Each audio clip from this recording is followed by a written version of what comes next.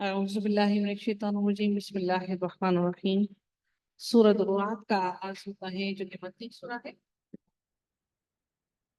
अल्लाह ताला इरशाद फरमाते हैं आगाज ही इसका हरूफ मुक़त्तआत के साथ होता है। और हमने देखा है आज तक जब भी हमने जितनी भी सूरह पढ़ी हैं कि जिन भी सूरह का आगाज हरूफ मुक़त्तआत से होता है उसके बाद अल्लाह ताला आगे कोई बहुत ही अहम सी बात किसी चीज़ के बारे में बयान करने लगते हैं।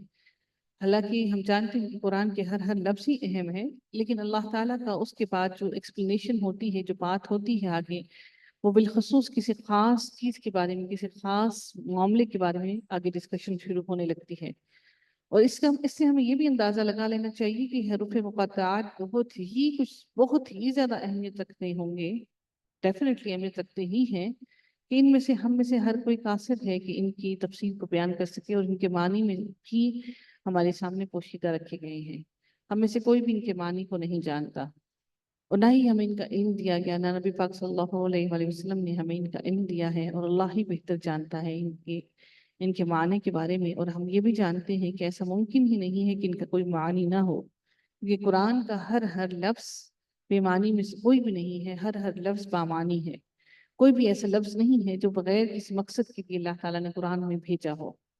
अल्लाह ताला इरशाद फरमाते हैं तिलका आयातुल किताबी। अब इसके फौरन बाद ही हम देखते हैं कि कितनी अहम बात आगाज़ होती है। अल्लाह ताला कुरान मजीद के बारे में इरशाद फरमाते हुए आगाज़ करते हैं कि ये कुरान की आयतें हैं और जो कुछ आपकी तरफ आपके रब की जानिब से उतारा जाता है सब का सब हक है।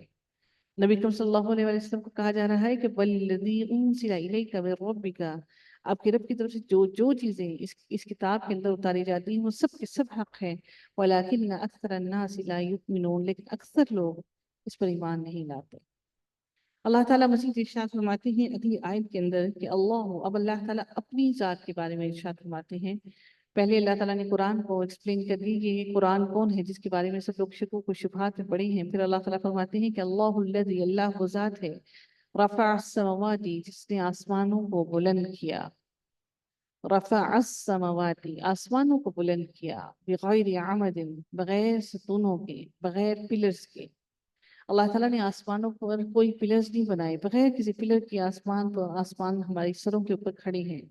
तराउनहा, अल्लाह ताला देख के फरमाते हैं कि तुम सब उसको देख रहे हो। ऐसा नहीं है कि तुम में से कोई एक भी ऐसा है जो उसको नहीं देख रहा, बल्कि तुम सब के सब उसको देख रहे हो। तुम मस्तवा अलल अर्शी वसख्खर अश-शम्स वल क़मरा। अल्लाह ताला मज़ीद इरशाद फरमाते हैं कि फिर अल्लाह ताला मुस्तवी हुआ, मुतवज्जा हुआ। अल्लाह ताला किसकी तरफ? अलल अर्श, अपने अर्श की तरफ। वसख्खर अश-शम्स वल क़मरा, और फिर वो अर्श पर करार पकड़े हुए है। इसी अल्लाह ताला ने ही आसमान और सूरज और चांद को आप एक दूसरे के मातहत में ही लगा रखा है। यानी वो एक एक खास मुकर्ररा वक्त के अंदर, कुल्लु यजरी ली अजल मुसम्मा, एक खास मुकर्रर वक्त के अंदर अंदर अपने अपने मिदारों के अंदर घूम रहे हैं। कोई एक भी दूसरे की जगह नहीं लेता, कोई एक भी दूसरे का वक्त नहीं लेता, बल्कि हर कोई अपने अपने मिदार के अंदर, अपने अपने मुकर्ररा वक्त के अंदर एक दूसरे के ताबे है। और कोई भी ऐसा नहीं है कि कोई एक दूसरे के साथ टकरा जाए।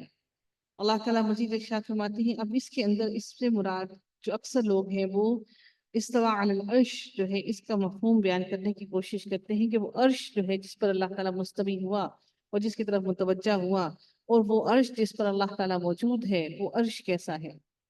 तो ये जो अर्श है इसके बारे में हम में से कोई भी नहीं जानता, ना नबी पाक सल्लल्लाहु अलैहि वसल्लम ने हमें इसके बारे में बयान किया, ना बताया कि अल्लाह ताला का अर्श कैसा है।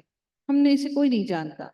और जिस चीज़ के बारे में हमारे नबी ने हमें इल्म नहीं दिया, अल्लाह ताला ने कुरान में उसको एक्सप्लेन नहीं किया, हमें चाहिए कि हम उसको वैसे ही बस पढ़ लें और सुन लें। हम उसके अंदर मजीद उसके अंदर तलाश करने की कोशिश ना करें।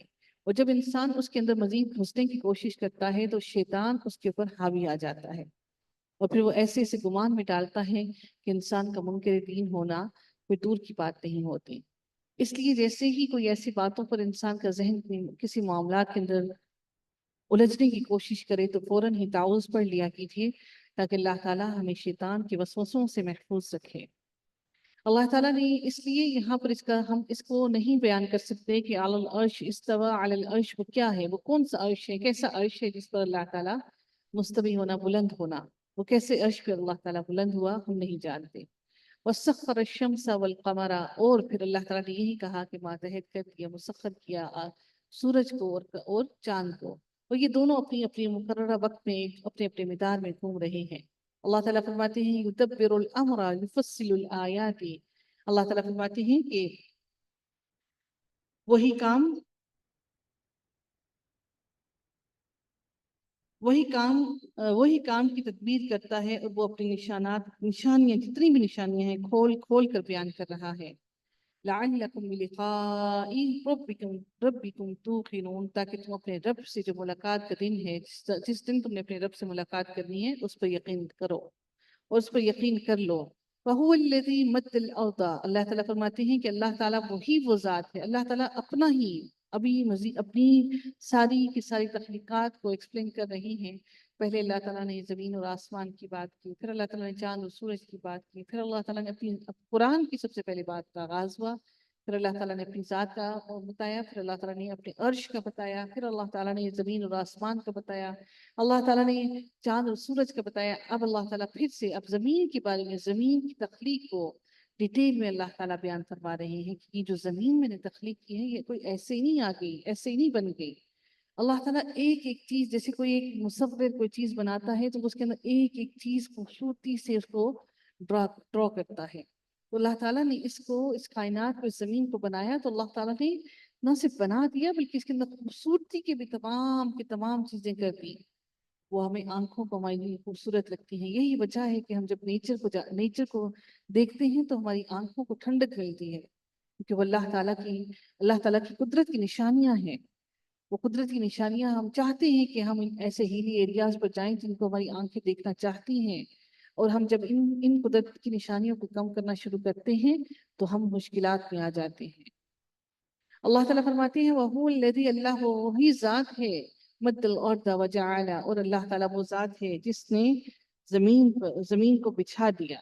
ये ज़मीन अल्लाह ताला ने ऐसे नहीं उठा के कोई फेंक दी, जिस तरह से हम साइंस में पढ़ते हैं कि वो एक ये सारे के सारे जो थे, ये सारे के सारे सूरज के हिस्से थे, फिर वो उससे ग्रेविटी कम होती गई तो ये अलग अलग होकर अलग अलग प्लैनेट्स बन गए, एक जोरदार धमाका हुआ, सारे प्लैनेट्स जा जाकर अपनी अपनी जगह पर ठहर गए। It's not possible like that. अगर ये कोई ऐसा इंसिडेंट हो गया, तो फिर वो जो अपने अपने मिदार में एक मुकर्रर वक्त में मुसलसल को इतने सालों से, इतनी सदियों से घूम रहे हैं, तो वो फिर आपस में टकराए क्यों नहीं? अल्लाह ताला ने हर चीज को मुकम्मल तरीके से, मुकम्मल प्लानिंग के साथ अल्लाह ताला ने हर चीज को बनाया है। अल्लाह ताला फरमाते हैं मद्दल अर्द, अल्लाह ताला ने जमीन को बिछा दिया है। वजअल, और फिर जमीन के अंदर अल्लाह ताला ने फीहा रवासिय व अनहारन, और फिर इसके अंदर अल्लाह ताला ने पहाड़ भी बनाए, और फिर इसके अंदर अल्लाह ताला ने नहरें भी जारी कर दी। पहाड़ भी बनाए और नहरें भी जारी कर दी।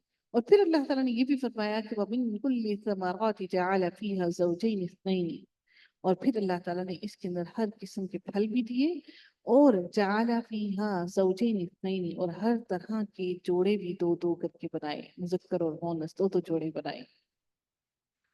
अब ये सारी जमीन की बात हो रही है, जमीन पे जितना कुछ भी है अल्लाह ताला ने सबको एक्सप्लेन कर दिया। फिर अल्लाह ताला फरमाती हैं अब रात और दिन के सिलसिले को भी बयान कर दिया। युग़शिल लैल नहार, अल्लाह ताला फरमाती हैं वो रात को दिन से छुपा देता है।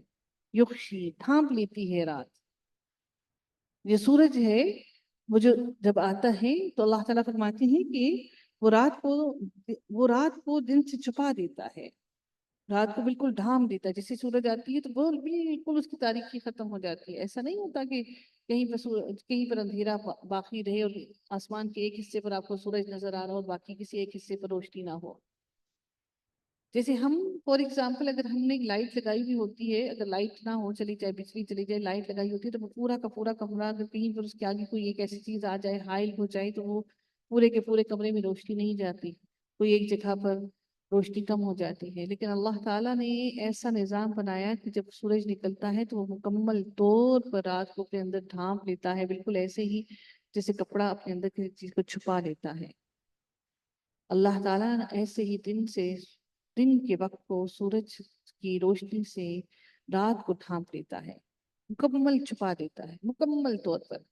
اللہ تعالیٰ فرماتے ہیں یہ ساری کی ساری باتیں میں تمہیں اس لیے ایکسپلین کر رہا ہوں کہ ان سب کے اندر نشانیاں ہیں تاکہ تم سب کے سب غور و فکر کرو. ان فی ذلک لآیات لقوم یتفکرون، تاکہ تم سارے کے سارے فکر کرو، تفکر کرو، ذکر کرو اللہ تعالیٰ کا. اللہ تعالیٰ مزید اب زمین کے بارے میں کتنی ڈیٹیل سے اللہ تعالیٰ زمین کے بارے میں بیان کر رہی ہے. وَفِي الْأَرْضِ قِطَعٌ مُتَجَاوِرَاتٌ، اللہ تعالیٰ فرماتے ہیں کہ اور زمین میں مختلف ٹکڑے ایک دوسرے سے لگاتے ہیں، ملے ہوئے ہیں، جڑے ہوئے ہیں. متجاورات کا مطلب کیا ہے کہ ایک دوسرے کے قریب، اور متصل کا مطلب ہوتا ہے جڑ جانا.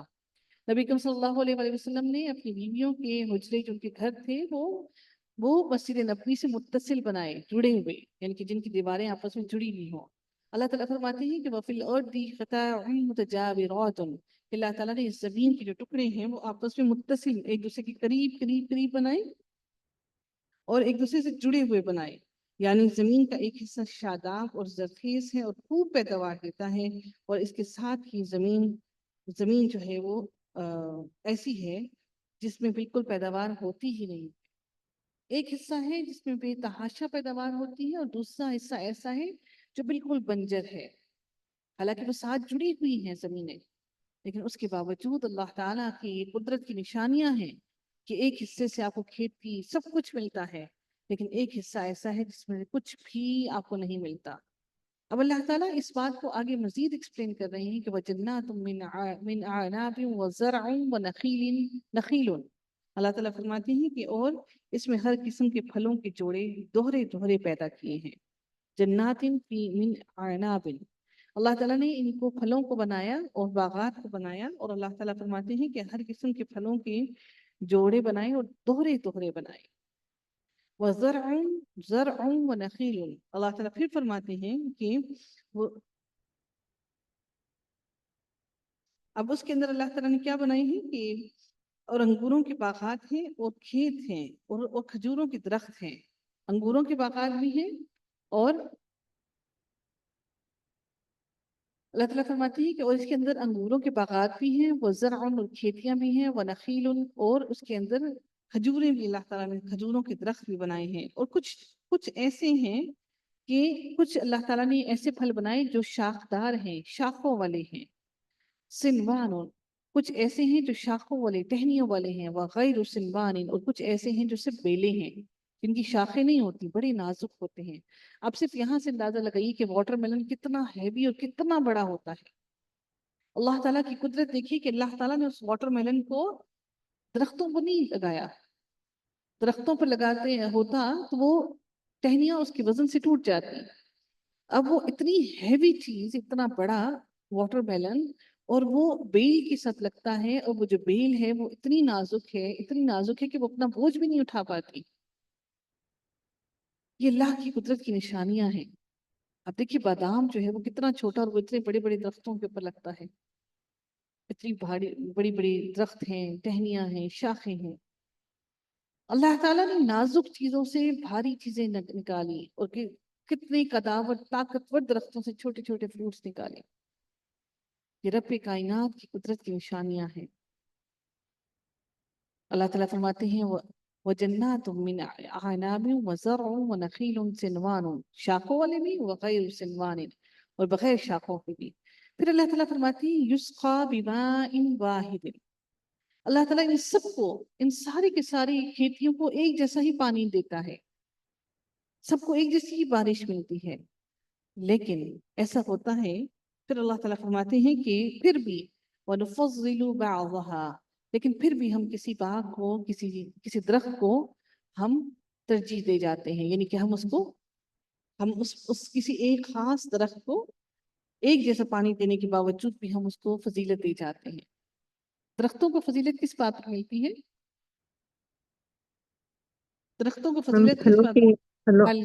بالکل اس کی کوانٹٹی کے بارے میں بھی بالکل ایسا ہی ہے. تو کچھ اب ایک ہی باغ کے اندر درخت لگے ہیں، ایک ہی مالک ہے، ایک پودا ہے، وہ پھلوں سے لدا ہوا ہے. مالک ساروں کا ایکول خیال رکھتا ہے. لیکن اللہ تعالیٰ فرماتے ہیں کہ یہ اللہ کی ذات ہے کہ کسی کو بہت پھلدار بنا دیتا ہے اور کسی کے اندر سے کچھ بھی نہیں نکلتا. बाज़ुहा अला बाज़, बाज़ को बाज़ पर तरजीह दे जाते हैं, फिल उकुली, किसके अंदर, उसके अंदर जो उससे फल निकलता है उसमें। अल्लाह रब्बुल इज़्ज़त फरमाते हैं इसके अंदर भी इन्न फी ज़ालिका लआयातिन लिक़ौमिन याक़िलून, इस सब चीज़ों में निशानियां हैं उन लोगों के लिए जो अक्ल हासिल करते हैं। इसकी मैं छोटी सी बात आपको मैं बयान करना चाहूँगी। हमारी बिल्कुल नेबर में बिल्कुल ऐसा है कि अ, बहुत बड़े बड़े दरख्त हैं, ठीक है। लोकार्ड का दरख्त है कि लास्ट ईयर तक जब यहाँ पे पहले दूसरे रहते थे, वो इतना ज्यादा इतना ज्यादा वो फलदार था कि उसकी मतलब गिर गिर के मेरा जो साइड में जो गैरेज है ना उसमें वो भर जाता था, जो साइड में लॉन्ड्री और सब जगह इतना ही ज्यादा लोग काट गिरते थे, इतने लोग काट गिरते थे कि उनको साफ करना मुश्किल होता था। अब वो चेंज हुए हैं, अब कोई नए आए हैं, हालांकि वो भी पानी देते हैं, उन्होंने स्पेशल इन्होंने माली रखा हुआ है। अब यकीन कीजिए कि कोई लोकार्ड नहीं रहा,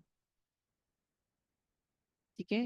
होबानिया और वो आलू बुखारे, और मैंने वाहिद अपनी जिंदगी में जामुन का दरख्त देखा, जो जामुन का इतना बड़ा कदावर दरख्त है कि वो ऊपर जो पोल्स की तारें हैं ना वहां को टच करता है, लेकिन एक जामुन भी वहां पर नहीं लगता। हरा भरा दरख्त है। मैं तो समझती थी कि कोई जंगली दरख्त है, और यही वो घर, यही वो दरख्त जिनसे हमारे सारे मोहल्ले वालों को फ्रूट जाता था, तमाम मोहल्ले वालों को।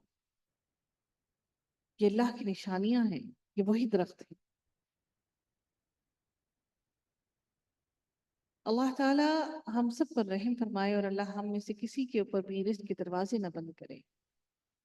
अगली आयत में अल्लाह ताला इरशाद फरमाते हैं व इन तअजब फअजब कौलुहुम अइज़ा कुन्ना तुराबन। अब अल्लाह ताला मजीद इरशाद फरमाते हैं इसके अंदर,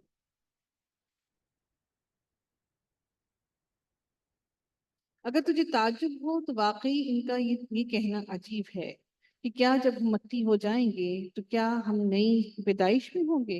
यानी कि जब हम मट्टी बन जाएंगे, तुराबन हमारे जिस्म का एक एक हिस्सा मट्टी बन जाएगा, इन्ना लफी खल्किन जदीद, क्या हम फिर दोबारा से जदीद हमारी पैदाइश होगी। अल्लाह ताला फरमाती है उलाइकल लज़ीना कफरू बिरब्बिहिम, यही वो लोग हैं जो इस शक और शुबे में पड़ गए, इन्होंने अपने रब के साथ कुफ्र कर दिया। अल्लाह ताला ने तो बड़े खोल कर बयान कर दिया था, इन्होंने अपने रब के साथ कुफ्र किया। फ़उलाइकल अगलालु फ़ी अअनाक़िहिम, और यही वो लोग हैं जिनकी गर्दनें तोख में होंगी। तोख क्या है? वो जो गले के अंदर एक एक समझ ली कि एक ये उनके लिए एक नेकलेस की टाइप का है, जो बड़ी बड़ी ऊंचे ऊंची तोख। आप कभी चाइना एक देखिएगा, चाइना के अंदर कोई एक कबीला है, वो अपनी औरतों को रिंग्स पहना देते हैं। मालूम नहीं, मैंने शायद एक दफा शेयर किया था ग्रुप के अंदर। तो वो समझते हैं ये खूबसूरती की अलामत है, वो उन्होंने दुनिया के अंदर ही अपनी औरतों की, बच्चियों की ही गर्दनों के अंदर वो तोक पहना देते हैं। और उन बच्चियों की गर्दनें जो है ना वो बिल्कुल सीधी रहती हैं, वो सारी जिंदगी अपने आप को झुका नहीं सकती। क्यों? क्योंकि वो कहते हैं इससे लड़की खूबसूरत लगती है, लेकिन असल वजह ये है कि ताकि लड़की जो है वो आराम ना कर सके। और वो जिस जिस तरह से उनकी एज जो है वो बढ़ती जाती है, वो तोक बड़े करते जाते हैं, ऊंचे करते जाते हैं, और उनकी लड़कियों की गर्दनें भी उतनी ही ऊंची होती जाती हैं। बचपन से ही ये उनके गले में डाल दिया जाता है। जी, मेटल की होती हैं। और ऐसा ही तोक जो है ये इंसान, अल्लाह ताला ने ये सारी चीजें हमारे सामने इसलिए ऐसी कौमों को बना दिया ताकि हम देख लें कि अल्लाह ताला ने क़यामत के दिन हमारे गलों में ऐसे तोक डालने हैं।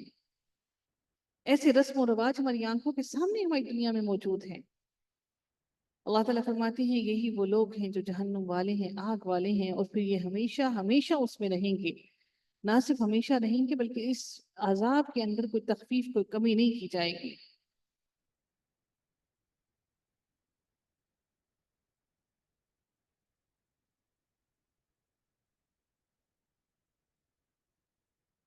अल्लाह ताला की आयत में इरशाद फरमाते हैं वयस्तअजिलूनका बिस्सय्यिअति क़ब्ल अल-हसनति वक़द ख़लत मिन क़ब्लिहिमुल मसूलात। अल्लाह ताला फरमाते हैं और जो तुझसे सजा की बारे में तलब करता है, जल्दी मांगता है, यस्तअजिलूनका जल्दी मांगता है, और राहत से पहले ही यकीनन उनसे पहले सजाएं उनके लिए बतौर मिस्ल جو گزر چکی ہیں ان کے پاس آ جائیں، یعنی کہ وہ ابھی وہ لوگ آرام نہ بھی کریں تو تب بھی ان کے لیے یہ سزائیں اللہ تعالیٰ کے لیے پاس لانا کچھ مشکل نہیں ہے۔ جو اس سے پہلے قد خلت من قبلہم، جو ان سے پہلے قوموں پر اللہ تعالیٰ عذاب دے چکا ہے، اللہ کے لیے ہرگز مشکل نہیں ہے کہ وہ بھی لیٹیں بھی نہ، اپنی کمر کو سیدھا بھی نہ کریں تو اللہ تعالیٰ وہ ساری مثالیں وہ ساری کی ساری عذاب ان پر لے آئے۔ لیکن رب کائنات پھر اپنی رحمت کے بارے میں اعلان کرتے ہوئے فرماتے ہیں وَإِنَّ رَبَّكَ لَذُو مَغْفِرَةٍ لِلنَّاسِ عَلَىٰ ظُلْمِهِمْ، بے شک تیرا رب مغفرت کرنے والا ہے۔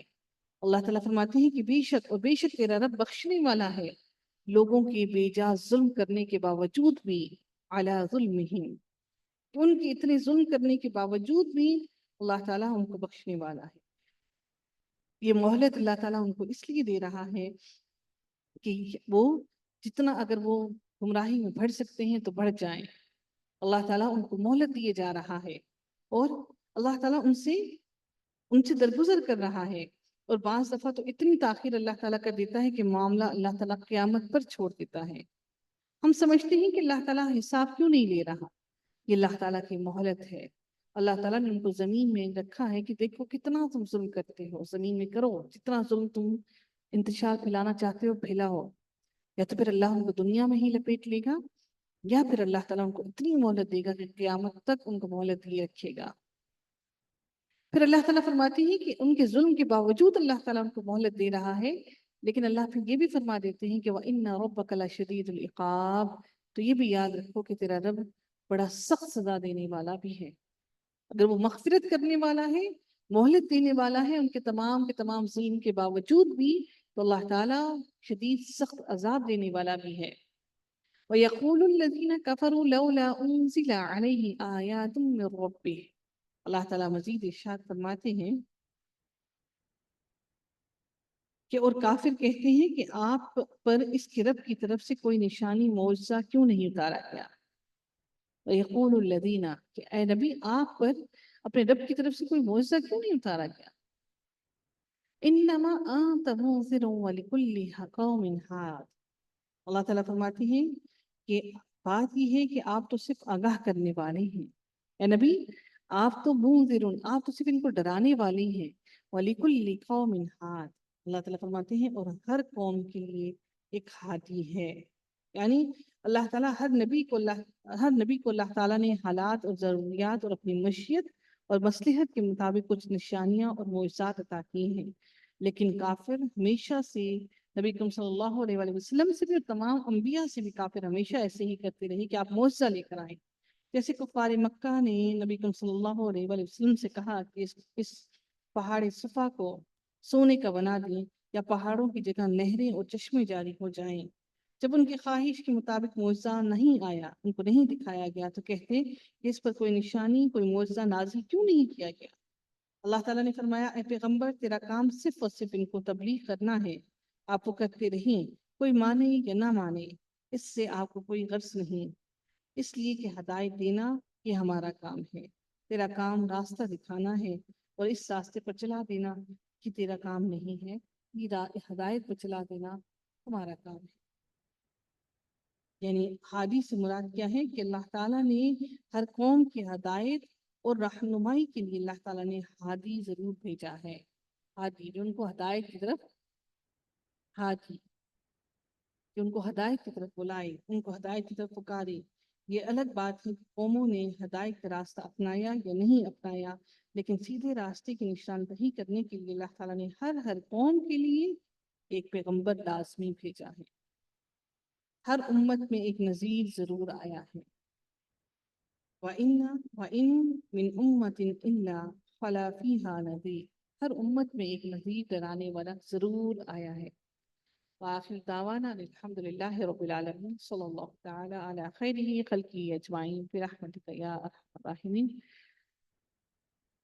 سبحانك اللهم وبحمدك نشهد أن لا إله إلا أنت نستغفرك ونتوب إليك۔ السلام عليكم ورحمة الله وبركاته۔